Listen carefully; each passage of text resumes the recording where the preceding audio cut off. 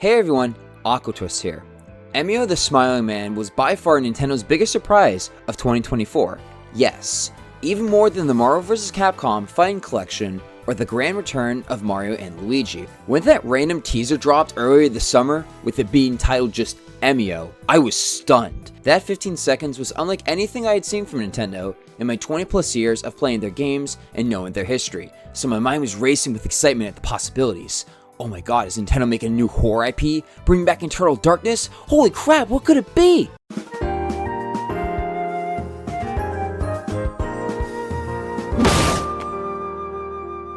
Damn, that was disappointing, but I'm open-minded and was still intrigued by the premise of the reveal trailer. I went back and bought the first two Famicom Detective Club remakes from 2021 and played them all the way through, and wow. My anger was invalid. They're a tad overpriced for their short length, especially for digital-only titles, but these remakes are some of the most well-animated, intriguing visual novel games to date. I'm grateful that we have an easy accessible means of playing these games now, as they are an underlooked part of Nintendo's gaming history. Why? The Famicom Detective Club series is created by Yoshio Sakamoto, who you may know as the producer of the Metroid series. This niche series is to him like Pikmin is to Miyamoto, where he is so passionate in creating each entry. Even the gaps between the entries are huge too.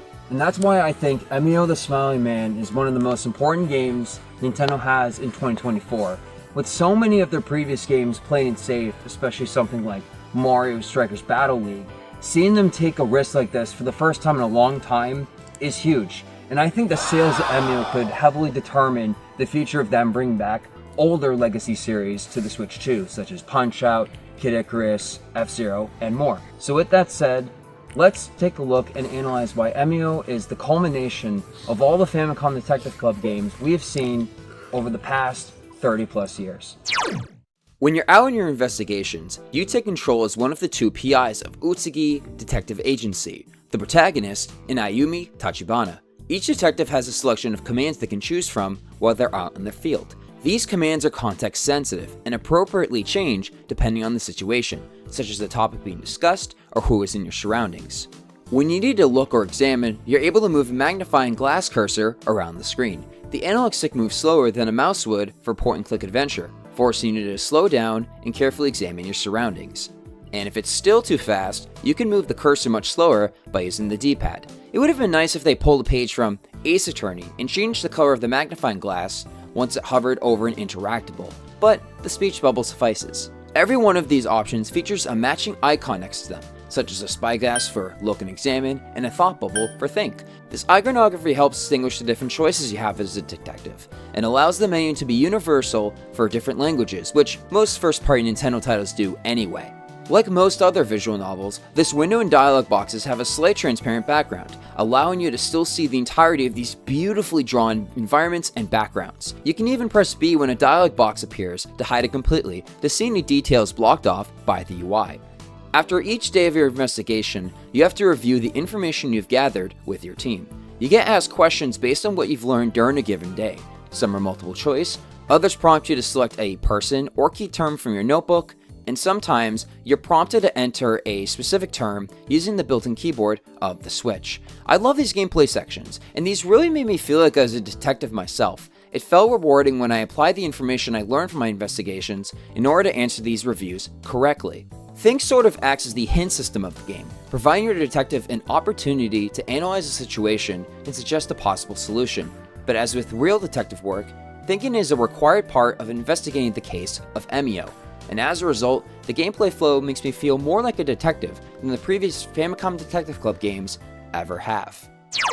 While playing the previous entries, you can tell they're remakes of Famicom games, as they carry over the flaws in the game design and UX from that time period. However, Emio takes advantage of being a brand new entry and can finally break free from the conventions of the 1980s. As of Emio's release, it's been 35 years since the release of The Girl Who Stands Behind on the Famicom, so Nintendo has multiple generations of quality life improvements under their belt. The Notebook, a critical tool for your detective experience, is greatly overhauled for Emio. You can now access it as part of your detective commands, instead of it being in a separate pause menu.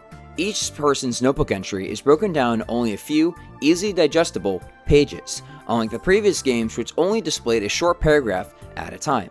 meaning that entries could have had up to 20 pieces of information you had to cycle through. This got annoying really fast when reviewing key figures in your investigation, including suspects and victims. Now, an entry can only have a maximum of 7 tabs, which is more than enough. The menus in the 2021 remakes were fine, but were just basic black boxes. Now, we have full-on white paper with blue lines and a light gray handwriting font indicating these notes are written in pencil. This is making me miss my school days already. Profile photos are even cut into the corners to make them appear to be inserted in the notebook, instead of just regular rectangles. Depending on which detective you're playing as, your notebook color is either blue or yellow, matching that of the respective detective's shirt. This is a nice touch which helps distinguish these two characters from each other. But the best part? Key information, such as terms and people, are underlined in red. Certain review sections require you to select some of these key terms from the notebook, so all of these changes were much needed. One of the most important features added to Emio is that keywords hidden in the next action you need to progress the gameplay are highlighted in orange. Finally, you no longer have to select specific options twice in a row to continue conversations. While working on this video, I've discovered that other games from Japanese developers use a similar shade of orange for indicating clues, including Ace Attorney and The Legend of Zelda. I wonder why this is becoming a more common design trend nowadays. Because of these major changes, Emio makes you feel like you're always progressing forward in the story. Unlike the previous Famicom games, where you slam your head against the wall until you find the strict sequence you must follow. But if you want that classic Famicom Detective Club experience, this can be turned off in the settings menu.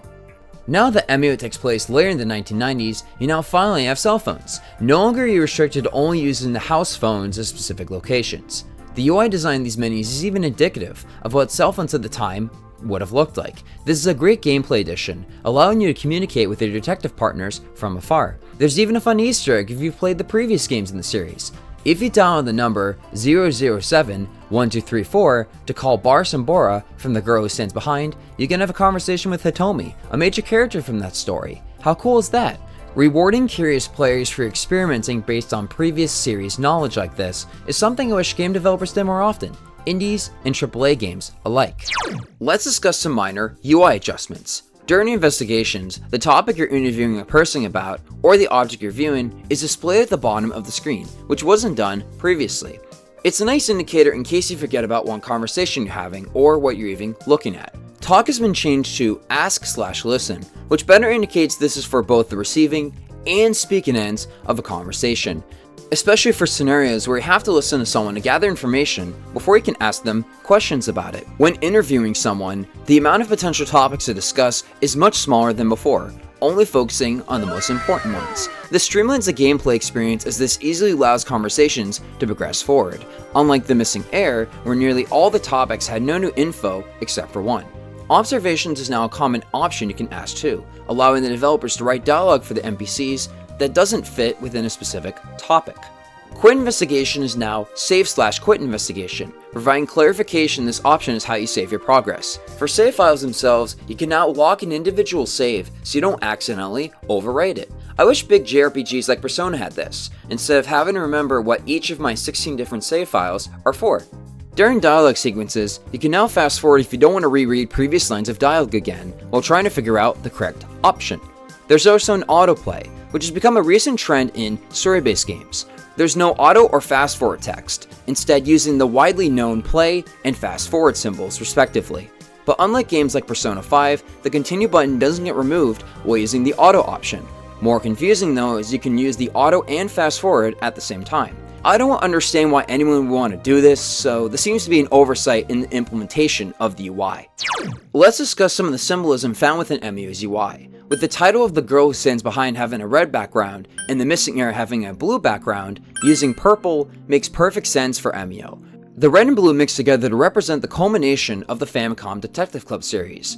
The Switch remakes of the original games are created by Sakamoto with this new entry in mind. The dark lavender is also more mature than the cool blue found in The Missing Heir, which is chronologically the second entry in the main series. Purple could also represent power and peace, which the Smiling Man desires as he wants to control people so they can smile forever. The Girl Who Stands Behind The Missing Heir, the first two entries of the Famicom Detective Club series, are two sides of the same coin. and the remakes were treated as such. Hence, their logos were designed to mesh perfectly together with the yin-yang of the red and blue crescent moons. However, as Emio is its own thing, the eggplant flower was used instead. As the eggplant flower plays a major role in Emio's narrative, this icon choice works better here. According to Emio itself, eggplant flowers represent happiness, truth, and hope, which are some of the key themes found throughout the story. If the paper bag was used instead, it wouldn't match the series' tone and would just be goofy. The Bayonetta trilogy used similar red, blue, purple motifs for both Bayonetta's pistols and their logo designs. Emphasizing a particular color helps players associate a particular game's identity with them. Look at how Persona has done it for their last few entries. Persona 3 used blue to represent the sadness and depression associated with death. Persona 4 uses yellow to represent one's hope in pursuing the truth. And Persona 5 uses red to represent the rebellion against the corrupt ideals of society. The gold accent found in the UI menus is a perfect contrast to the black option buttons. Gold also works well, as is a shade of yellow, the complementary color of purple. As gold can represent prestige, perhaps the UI designers chose gold to indicate that this is the ultimate Famicom Detective Club experience. Overall, Emio does an excellent job evolving the archaic gameplay and UX design of the previous Famicom Detective Club games. If you're into urban legends and are looking for a new type of horror game to play this Halloween season, Emio is the perfect game for you. Now, of course, we can't talk about Emio without talking about its infamous epilogue, and this is where I'm going to get into spoiler territory. If you haven't gotten to this point in the game yet and don't want to get spoiled, you can leave the video now. Thank you for watching. Be sure to like this video, share this video, and subscribe if you want to see more content in the future revolving the Emio UI.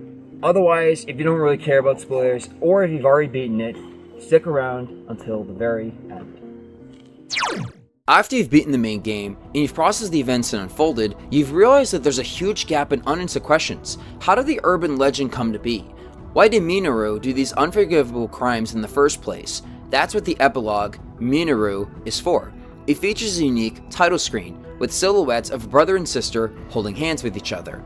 You may be thinking, why put in the extra effort and design this for just an extra hour of story? Because it completely changes the perspective of how we see the Smiling Man, and hence, the entire narrative itself. You witness in horror the origins of Minoru firsthand. I even felt sympathetic for Minoru's rage towards his father for letting his sister suffer the fate that she did, which caught me off guard considering the whole game prior, I wanted the Smiling Man himself to be caught so everyone else wouldn't have to worry anymore. This 1 hour long sequence isn't even a Nintendo story anymore. Hell, this is something that PlayStation would have done a long time ago. It's the most depressing, brutal story I've ever seen, let alone from Nintendo. And I thought Xenoblade Chronicles 3 got pretty sad. It's very linear where you're mainly pressing the A button and aren't asking many questions.